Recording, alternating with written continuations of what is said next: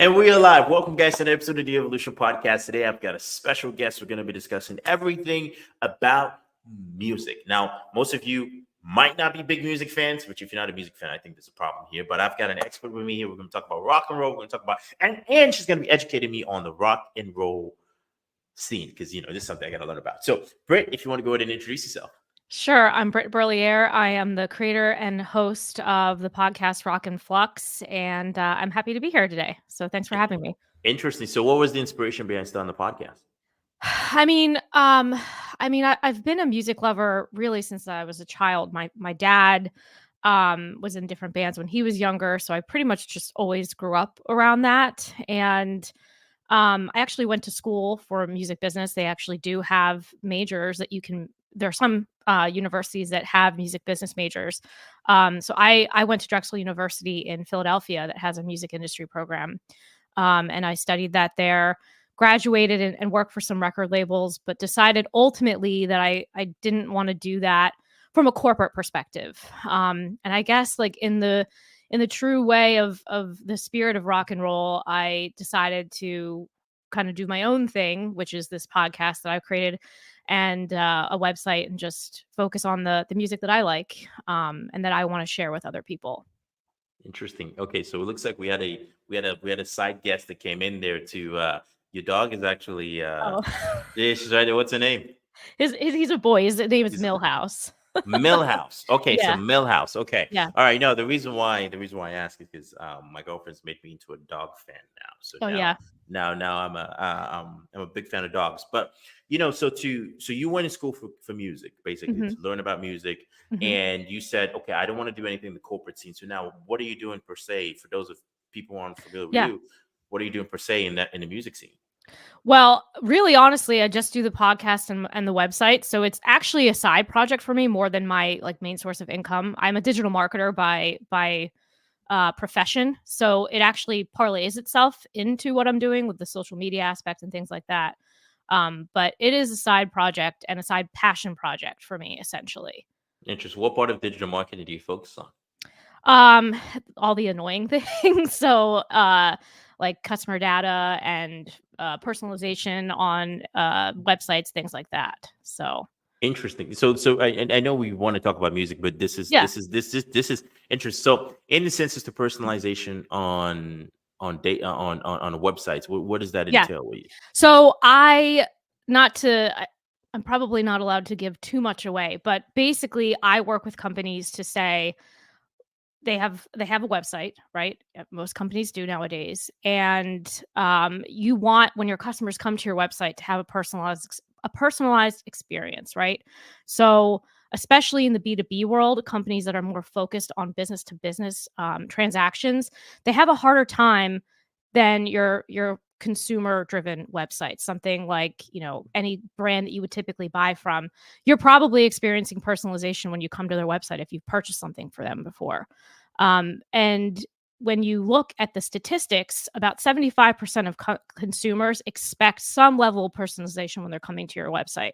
So whether that is a consumer driven site, like something that you're purchasing clothing or something like that, or, products that other businesses are purchasing, whether that's office supplies, pharmaceuticals, things like that, you still want your consumers to have a personalized experience when they're coming onto your site to make a purchase. So that's basically what my focus is. Interesting. So that's the main source of income. But then you have the podcast, detailing, talking about. So it's about rock specifically, or you? It's really about music. It's called Rock and Flux. And I've always been more of a rock, alt rock type of person, but I listen to pretty much everything. So I call it Rock and Flux, but I feel like rock is kind of a ubiquitous term for music in general, especially music that really stays true to the creator of that and not trying to, follow trends or be something that you're not. And I think a lot of people, when you're finding musical artists that you really connect with, and you like their music and you feel a certain way about the product and the songs that they're writing and putting out, I think that there is a level when someone is being true to themselves in that, and there's an authenticity, I think that shows through that music and that person more so than, a band that might be just, okay, this is a popular sound. Let me see what I can do with it and follow a trend. And Interesting. I think the listener can most of the time kind of separate those. Have you noticed? So I'm very curious. Have you noticed that a because data, right? Let's talk about Yeah. data. Have Yeah. you noticed? Because most people would say, I mean, this is not me, but obviously some Right. people would say Right. that in 21st century, rock is not as popular as as the king of the Yeah. genre as it was back in the 20th century. Back in the 90s and Yeah. 80s, and everyone, you had the hair, you had the Yeah. jeans. Yeah. So have you noticed a trend, a shift in taste for people as far as music goes now? I think to a certain degree there there's gatekeeping in some ways and then there's not, right? So when you're looking on social media and things like TikTok, then yeah, it's probably going to come off as being more probably I guess like pop focused and but I don't think that that means that rock is and that this is the branding of the show also. It's like rock isn't dead, you know? It may not necessarily be at the forefront of everything, but I don't think it's ever necessarily going to go away, and I think another component of that is the attitude that comes with the idea of rock music, right? So, historically, rock music is considered something that's like again, forging your own path, not following the trends. Punk is a great example of that. And punk even went a little bit in the political realm as well.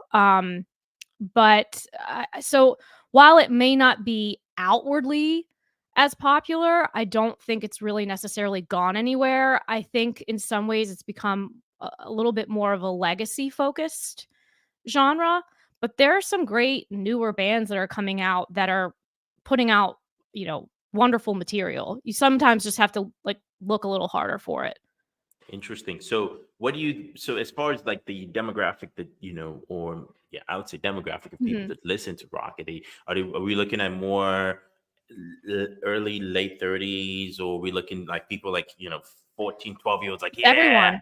It's everyone. I mean, and you can find little kids that find their parents' old albums or their grandparents' old albums. So it's people, the boomers, and I think even, the latest generation, which I guess is what, Gen Z are the younger ones I coming think up? there's another generation that just came after them. Oh I think gosh. someone just. I can't I know, it's going downhill. I But can't keep up. I think there's a new gen. I gotta look that I up, but I think you're think right. I there's think there is like a new name of like Gen Alpha. I think. something like that. I can't keep Yeah, up.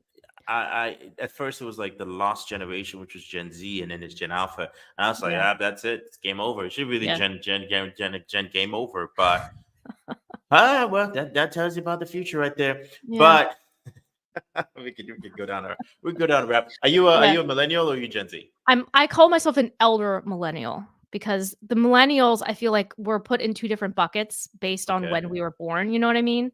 So, Hmm. like, I know what a VHS tape is, like, I grew up with that still. Some So millennials didn't. were you what? So were you like the mid 80 I'm an '90s? '80s baby. You're an '80s. Okay, Yeah. so yeah, oh, yeah. I know what a VHS. Yeah, Yeah. VHS. Yeah, you had to. So it's funny. Yeah, You know, roll it and put it I was, back like, at in. the Yeah. end cusp when you had to listen to the radio and have a cassette tape and record the song off that to have Hmm. it. Like, I Hmm. did that as a kid, so People won't understand the struggle. no. It was a struggle. It was a struggle. Yeah. You didn't have an iPhone that you just go No. on or YouTube and Or even, like, the people. Sound Hound, like, the apps that will you'll, be somewhere and it's like, "What is this?" And you can find that out. You had to chase Uh that down, like, you really had to commit back in the day if you liked something, you know? So doing back. Okay, so think about it. So this is a rhetorical question here, Yeah, but if you had to be born in one of the generations, would you actually you could be born in the '80s, '60s, or you could be yeah. born in this day and age? I think I'm happy being when I was born.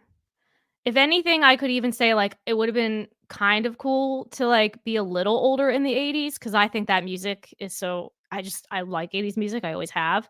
But '90s was good too, so I think I'm, like, good right where I am. Huh, interesting, interesting. Yeah. So this now, out of curiosity, so what made you get into the digital? Because obviously Yeah. you went to school for music. Yeah. You even have a podcast about music, right? Yeah. But what made you get into that digital marketing route? So when it's odd. I actually got into marketing because I was on band street teams, which if people don't know what that is now, it's basically promotional groups that try to go out and promote a band's music. And Mm, back in the early 2000s, they were a very popular thing. A lot of bands had street teams where like you would print out flyers and put them up places. You would post on message boards back then, which if I don't know if people know what those are anymore, but mhm. they were like the original, social media. And really just trying to get the word out there about your favorite band. And so I really liked doing that, and that's where I got the concept of combining music and marketing because I had never even thought that could be a career when I was, in high school. And one of my friends went on a tour of Drexel and told me that they had this program, and that's essentially how I went and found my way into that. Um, and before then, I really never realized like, oh, I could combine the two. The way it kind of divulged into what I am doing now, it just really became like, well, I can do marketing. I don't have to do that as a profession for music. Um, Okay, and oddly enough, I don't know if you can see it in my background, but I have a platinum record back there with my name on it. I but worked that's on that yours. album. Yeah, so that's my name is on that. And I got that because at the time I had introduced kind of the concept of doing marketing for bands on Facebook, which was like just launched. It was only Mhm. colleges still at that point. Um, and it was funny because I don't love that album. It was a huge like, the song "Beautiful," I don't know if people remember it, it's James Blunt, but that was a huge record, and I did not like it at all. And so it was kind of a turning point for me in some ways because, yeah, I'm getting to do this and I like it, but I hate the music that I'm helping to promote. Um, So what you hate about it? Well, what about it was? What just about it you? his vocal and I don't know, it's just not my cup of tea. I don't So know. if it was a different, what about if it was a different singer? Though, if it was someone Yeah, else? I mean, if it was a different band, like, there were bands that I was helping promote at the time that never really broke, and that's something that's interesting about the music industry as well. Mm, It's changed over the years, but there's still those big players that control a lot of money, and, the larger acts that you hear are backed by those labels. mm, But a lot of the time, the artist isn't necessarily taken care of. Everybody knows, Taylor Swift. She went and had to re-record her masters because of issues with people owning, her music. And you have to be careful as a musician with the deals that you sign because, you may write that song, but you don't necessarily own the publishing to mm, it, which is a whole, separate thing. And a lot of those larger companies today, the record labels that still exist, they own that publishing.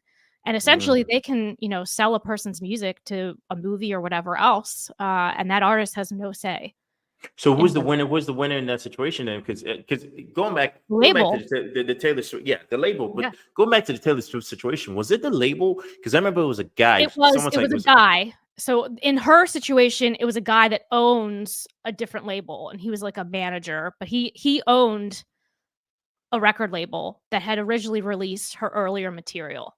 And so Mhm. that's why he owned her masters. And she essentially had to go and Mm. re-record those to become the owner of her own music. And that So happens all the time.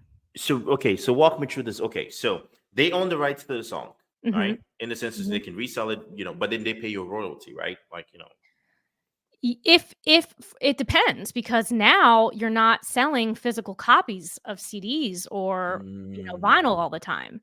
So a lot of the time back in the day, it used to be that, you'd have to go buy the CD or whatever else, and the artist got a certain percentage off of those. Well, now mhm, we have streaming. So streaming platforms like Spotify, they pay, it's like a very small like cent on every stream that somebody does. mm. And people who are not as well known and they're not getting as many streams, essentially, they're not going to make any money off those platforms. So it's really hard for musicians today. And I think that that's something that people don't maybe also realize is like, there are some bands that that's not even their full job. It's not their main source of income. They're doing it as a side project because they love music. But it's very hard to get to a point where that's your only gig and that's all you're going to do and you can actually make a living.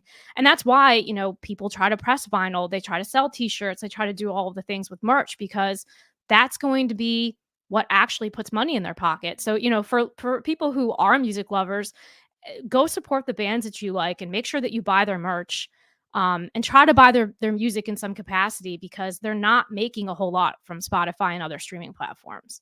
No, yeah, you don't make that much unless you have just like you said, unless you have a big Right. sponsorship deal. But okay, so now what's interesting is being a band or being a musician or being someone who knows how to sing. It's a great gift, but being able to get the attention for people to be able to listen to you is Yeah. another thing on its own, right? Yeah. But now let's think about it from an up and coming artist or an up and Mhm. coming band, and I'm like, oh man, we're together, like, yeah, we know how to, we know our art. Yeah. Now, what measures would someone not, take to, or basically take rather, to prevent themselves from being in a position in which they're taken advantage of, like the Taylor Swift situation not happening again? Yeah. Well, it's in the deal you sign, and it depends on what you decide personally for yourself you're willing to let go of. Depending on what label you sign with, there are more indie, smaller labels that really honestly care for their artists, and they don't write deals that are going to um be unfair. But if you are going to sign with a larger company, you run the risk of losing the rights to your music. So if you are signing a deal, make sure that you pay attention to what the publishing rights that you're going to have are and try to hold on to that as much as you possibly can. Because in the end, it's not the only way that you're going to make, money doing that, but you want to own your artistic property. Yeah, but let's think about it from a perspective of most artists coming into the Mhm. into the game, or basically coming into a position in which they are having to release their own music, or basically sign up with a record Yeah. label. They're not really thinking about the fact as to, well, I have to think about maybe 5 years down the line, they might have to resell this. Most artists aren't in a position in which they're thinking about that. Most of them are Yeah. in a position in which they're like, hey, we just signed a deal for 40 grand. We just signed a deal for 50 grand. Maybe we just signed a deal for 100 grand. And Yeah. they're just like happy with the money. Most people are not necessarily future thinking of like, and you also got to think about it from perspective as to most record labels know that they have the power in the beginning, right? And then they know 5 years down the line, hey, maybe this actually blows up. They don't want Yeah. to share the profits. Well, but you also it depends on what path you want to take as an artist because you don't have to nowadays necessarily sign with a huge major label to get your music heard. It will certainly make it easier off the bat, but because of streaming, because of social media, because of all the other, ways that you can have people find you, YouTube, everything, um it is becoming easier to not necessarily be signed to one of those major labels. It Will it take time to build your audience? Maybe more time than it would be with a bigger one? Sure. But, some of the major labels nowadays, they're not even signing people like they would have before. They want people who have established audiences, they've toured before, they're a little bit more built out, than they maybe used to be because they wanna also try to mitigate any risk, for themselves. So, So what you're saying is, like, let's say, I'm a musician, I'm coming up, yeah. I'm not a musician, guys. If I signed you, you probably would get out the room. But let's say, I was a musician and I was singing, Mhm. or there was a banging. So it helps, let's say you on TikTok, to put your content Yeah. out there on TikTok, Yeah. basically, I think TikTok or Instagram kind of get them overflowing. But you said something, a keyword there, as far as mitigating the risk. So Yeah. what necessarily is the risk for the record label? Was it the census to the songs don't sell? Yeah. And that's really it. And when you look at the math, now I haven't looked at it in quite a while, but I think it's still a very similar operating system.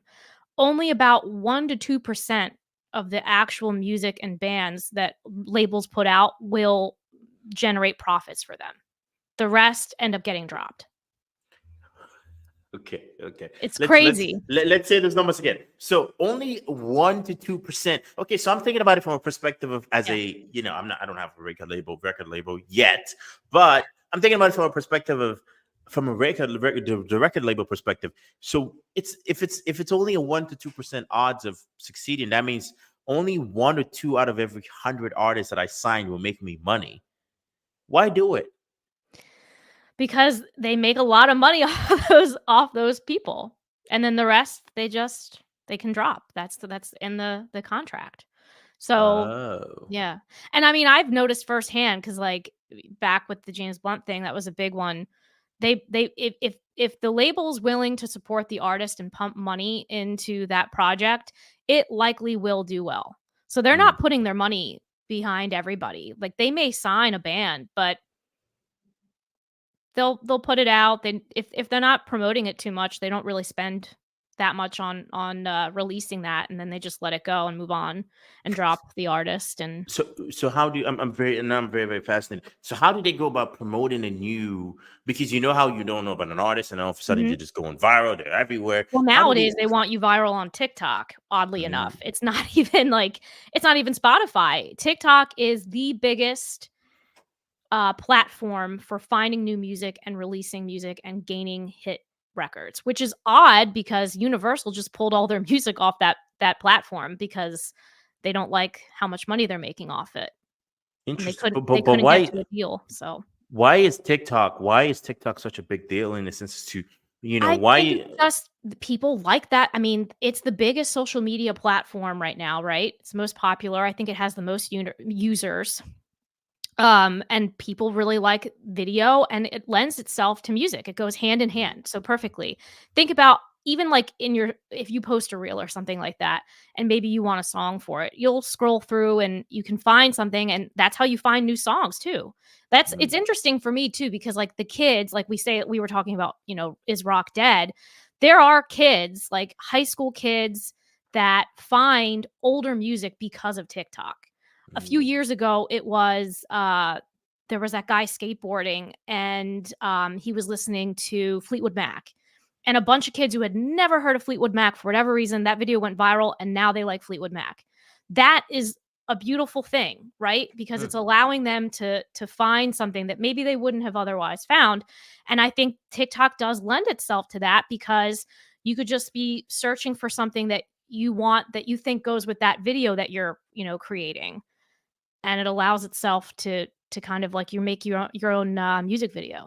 But then So again, but then TikTok is kind of like I don't know. What's your take? Are you a parent? I don't I'm on it, but I don't put a lot of time into it just because I don't. It's not my thing. I'm more of like an Instagram person, Hmm. which is a lot of what my focus is. But I'm, maybe I'm old, so No, I because don't know. the thing about TikTok, it's not even about that. It's like it sucks you in. It has this energy about it where Yeah, you could spend 5 hours just going zip, zip, yeah, zip, zip. And what's interesting is Instagram and Facebook is now starting to get the same way too, because yeah. I figured they figured out how TikTok is doing this stuff, and they're like, oh wait, Well, we there's no can make this. homepage, really. Like, you can go to your profile or you go to the videos. There's no, like, landing page necessarily, like a news feed. There Mm, really it's that, but it's just scrolling through. So it's not like the other platforms where there's kind of like it's not static. TikTok is never really static unless you're on your page. You're watching a video. That's it. So, there's always something that's like, that's how they suck you in. interesting. I never thought about that. I never thought Yeah. about that though. But think about right now. Are you a parent? You have kids? I have a 4-year-old, yeah. Would you? So, Okay, so I have a 5-year-old, and my okay. worst thing would ever be like he comes in like, "Hey, Dad, I gotta download TikTok." It's like, "No, Well, you first don't." that's the whole thing. Okay, so all right, so I haven't have a dilemma here, right? So just remember me this. Let me know. Would you what at what age is it appropriate to give your kid a phone? I think he's gonna hate me because I don't think they should have one until they're like 14 to 16 years old. I don't know. And I think I got my first phone, I think I was like 14, but it was literally just a phone. There was no camera. Hmm. It was like, if you get stuck, you call me. That's what the Did you get a flip phone? Did you ever use a Yeah. flip phone? Yeah. So now kids, like, when they're younger, their frontal lobe has not been fully formed. They're not fully and like they don't think about consequences. And you literally have a computer that you can post whatever you want and share it with the world, and it's Mm, not going away. that's true. So I think like you have to, as a parent, teach responsibility. And it's weird too because you don't want them to feel like they're left out from everybody else, but at the Yeah. same time you want to protect them. So It's interesting because I'm even on my end. I'm thinking the first phone I ever had. I don't know if you're familiar with the Nokia yeah, 3310. It's yeah, I like think so. oh yeah, that was my first phone I ever had, and Okay. I remember when I got that phone. I was like, when I got the phone, I was so excited. Like I was like, oh my god, I have a cell phone, and you could play. It's like a game. It was like chasing a Snake. snake. Yeah, Yeah, snake. Yeah, yeah. yeah, And I was like, that was awesome. I was like, oh my god, that's awesome. right. But no, and I think I got my first phone on, like, I think I was 11 or Okay. 10 or something like that. And then I think about, like, oh my god, if I had a smartphone in this day and age, oh my god, oh no, with all the things you can access on there, Yeah, that's the thing. you Like, if know. you could just give them a phone that's a straight up phone, yeah. But Yeah, but what's I the don't what's the know. fun in that? What's the fun? They want to Yeah, be it's able true. to. I'm not on Snapchat or anything, but they want to be able to Snapchat and talk to their friends, Yeah. and that just yeah, no. Just get a world of trouble. I know someone, and I don't know if this I'm sure this app still exists, but then it's like a privacy thing. I knew a parent years ago that had installed an app on their daughter's phone that they could see on their phone everything that she did. So, like, all her text messages, everything. And, her mom saw something on her phone that, like, she went and showed her dad, and they were pissed, and they never told me what exactly it was, but she was in high school, and it's like, I don't know, what's the right thing? Because it's like you wanna prevent them from doing something really stupid, but they also you do need to give them some level of privacy and trust, so I Hmm. don't know, being a parent now it's just gonna get more tough. No, the more you say that, the more I even think, because I don't want to assume, I don't want to think about that, because then again, it's like Right. personal. Yeah, no. Exactly.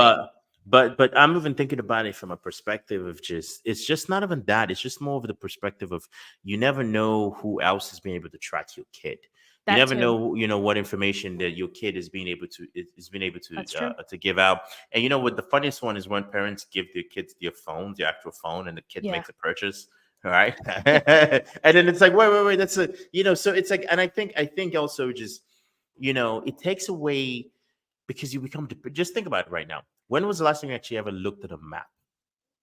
Yeah. I don't know. Not You n know, like yeah, I don't not know. Google Maps or Apple Maps, but when was the last Right. time you actually ever looked at a map? Yeah. I don't know, I mean, it's been years. I don't even know because I mean, by the time I was driving, you had MapQuest, you could just, like, print Mm-hmm. out the directions, Mm-hmm. which it had that little map, but, like, I don't know. I didn't even use a map then. I don't know if I've No, ever used a map. you've never used the map. I don't think so. Oh, okay. You're missing out. Just it's you should definitely try it if you ever go camping, Okay. or I don't know. You should go hiking in a way. Just like pick it up, but obviously stay within the vicinity where you don't get Right. lost. But do you Obviously, remember, like, when MapQuest came out and, like, it would get you to almost the location you were going to, but, like, once you were almost there, it completely went AWOL. you got You you know what I close. mean? Yeah, it And got you then close. you would It's been a yeah, long time though. yeah, That's ancient. That now it we're is. just now we sound ancient, because people probably, there's a I few know, people we're that probably aging listening and ourselves. like, yeah, what is MapQuest? Like, ew, ew. It's one of the new one of the whatever generation you have now. It's Right. gonna be like, ew, what is that? That's true. MapQuest? You And we telling me had they to didn't print have them out. Siri? There wasn't even an app. We had to print it out before we left the house on paper, remember? And use it. So, It's some fun times. the youth of today, they have no idea. I think they have it best. But thinking, so Yeah. what's the plan with the podcast that you Yeah. have, with everything that you got going on? What's the vision? Is this something you're just thinking is just a side project, talk about it, Yeah, I mean, or I don't know. I honestly I've been doing it about a year, a little over a year, and okay? I did not anticipate it doing as well as it did. I really had no preconceived notions about it, nothing. And so I'm just going to see where it takes me and we'll just go from there. I would like it to, get to like the level of Apple Music and stuff, but if it doesn't, it's okay. I mean, So, yeah, no. If you had the big sponsors and they came in and yeah. they said, "Hey," I mean, I think even the podcast world, because I just did a podcast before this, and we were talking about how running a podcast. In your experience, do you think running a podcast is easy or hard? No, I don't think people realize, because I hear so many times people are like, I'm going to start a podcast. It's like there's actually a lot of work and effort behind the scenes that goes Hmm. into keeping that running, because you have to schedule the guests. You have to find the guests that you want to have on the show. You have to like make sure that you're scheduling the episodes and recording enough of them to actually keep it going on a regular cadence to build Hmm. your audience. And then there's the social media aspect of everything with it. Um, so it is its own business, essentially. Like, you have to put work into it. But the difference is it takes a long time to be, media is a very competitive space, True. right? Because anyone can get in and anyone can get into media, but not everyone That's can true. stay in the media. That's It's true. a very competitive world. But I also think like you have to be willing to inject a lot of money into promotion. You do. Like Yeah. you have to, because you could have the best podcast talking about how to cure cancer, but Yeah. if no one knows you can cure it, Right. no one's gonna And tune you in. have to cut through the clutter now too, because there is, Yes. it's not easy to be found anymore. But Mm. things like YouTube, like, that is a search engine. People don't see it like that, but it is. It's one of the I think it's the second largest search engine. Second largest. Yep. So, utilizing things like that, tagging content properly, getting it out there, paying for sponsored content. Yeah, you do. It is an investment. It's an investment in time, and it is an investment monetarily in some ways as well. I agree. Interesting. No, that's definitely interesting. But then again, you said something which is cut through the clutter, right? Because almost Yeah. everyone out there now. But okay? Which is also interesting. Sure. To cut through the clutter, you almost have to be. I hate to say the word, almost obnoxious in a way. Like you almost have to say the ridiculous stuff. Like if I Yeah. said right now something very, very, it's almost like you almost have to get people riled up. Like if I Yeah. said something right now, like let's say I'm not gonna say right now before I start getting like threat mails and death threats and all that stuff. But let's say we were talking about rock and I say something about a bad genre and I call everybody names in that Yeah. genre and we just clip that part of me just Yeah. talking about it. And Yeah. your face is just in utter shock, like, oh my God, how dare you say that? But instantly we're going viral. Everyone's gonna be like, It's "Oh, true. my bad." I know I kind of yelled out there a little bit, No, it's okay. but yeah, everyone's gonna go like, "Oh my God!" Like, did you hear what he said? Did you? And then next, it's like everyone's got, "Oh, I gotta see what's the link to the full video." So it's almost like you almost have to be, and I hate to say it, it's almost like you have to be disingenuous for the most part to be able to actually get the first to generate interest, Yeah. right? And then you also almost have to be very animated to be able to maintain interest, right? Like for instance, Yeah. I just raised my voice for some reason. Somebody just clicked on there, like, whoa, okay, well, what are they talking about now? Yeah. Yeah, that's true. You That's know, true. it's interesting though. That's the reason why I ask is um, most people, the average lifespan of a podcast, most people stop their podcast in like 10 episodes. Oh, wow. Well, I've Yeah, already beaten that, so that's good. I got that going for me. yeah, I don't think it's interesting. Oh, well, which is also interesting because if I can get, I think you were like a more of a. Did you play sports back Yeah, in I did. school, high school? Yeah. Mhm. What volleyball? I was a field hockey girl. Okay, so oh yeah, that's intense. So yeah, so what's interesting is there's actual correlation that with success and um basically being like some sort of sports, being an athlete, because Yeah. you actually develop a type A personality. Mm.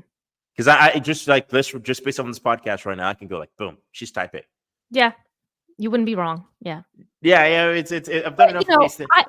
I to your point, I do think in some ways, like, yes, like, you have to kind of get out there sometimes and be more animated, and yeah, I think there are definitely people that, like, will react to something if you say something that's more, out there, Crazy, or yeah. like, what's the word? Inflammatory. But I also think with the way the internet and everything is, like, there is something to be said for authenticity. And I think that, there's a lot of people pretending to be people that they're not on the internet. For me, I'm myself, and it was interesting that you just said that, because, like, you're reading me correctly, but for me, like, I would not be able to fake it, and whether that works for me or not is we'll see. But I don't know. I don't know if I could ever do something that wasn't authentic to me, Mm. just to, like, get people to click on my stuff. You know, I don't know. Interesting. No, I don't think you. I don't think you're more of a fake it. It's more of like we're gonna beat them down until we either make it work Yeah. or not. It's more of like a yeah. We're not using a hammer. We're using basically we're using a sledgehammer for this one. So, but no, I think in a way. In to succeed at something, there's an element of like pig-headed discipline, like Yeah. the consistency. Yeah. It's almost like I was talking to, a friend of mine, he's in law, and he was like, yeah, he's like, man, I'm like, he's like, I'm not going to let anybody beat me. I'm not losing a case. Like, I'm not letting anybody beat me. And I was like, dude, yeah, I would hate to be the opposing Yeah. lawyer, whatever it is. But, Right. but it's just, I think it's in that situation, I think there's an element of type A, like, I'm Yeah. going for it. I'm like, I don't care if my show is the best show out there, but I want to make sure people listen. But also, you also mentioned a few things, which I think systems also take a play into Yeah. running a podcast, because you said reaching out to a guest, right? Like how do you source your guests? Are you more solely Honestly, a lot Instagram? of it's Instagram, yeah, and you just kinda shoot your shot with people, and either they read it and respond, and most people have said yes. Some people, it's goes in that request folder now, so they either see it or they don't. But yeah, that's basically how I've done most of them. Or word Interesting. of mouth, like, I've worked with PR companies as well, so if they have, like, bands or artists that have something new coming out, they'll, send the, press release, and you can, just reach out to them and say, "Hey, are they doing press for this?" So that's Mm, another way to do it also. interesting. Yeah, but if you're in a position where you don't have you can't do a press release because you don't have people don't know you, Yeah. right? Mhm. um Instagram, I think, is a good route, I right? would agree. Yes. Instagram is a good route. Instagram, you can find. I mean, Instagram. I came up. I think it was like 1 point something or something billion users or Mhm. million hundred, whatever much on Instagram. So I think with anything, if you put enough activity to it, I think there's success to be seen at that point. Sure. But okay, so as we wrap up here, I've got some dumb fun questions. Sure. I like to call I them like I like dumb fun questions. dumb fun question. Oh, you're like, okay, well, wait till you hear them first. Let's see if you still have that optimism. Okay, Okay. so if you could interview any rock star from history, but only about your favorite sandwich, who would it be and why? My favorite rock star. Um, hmm.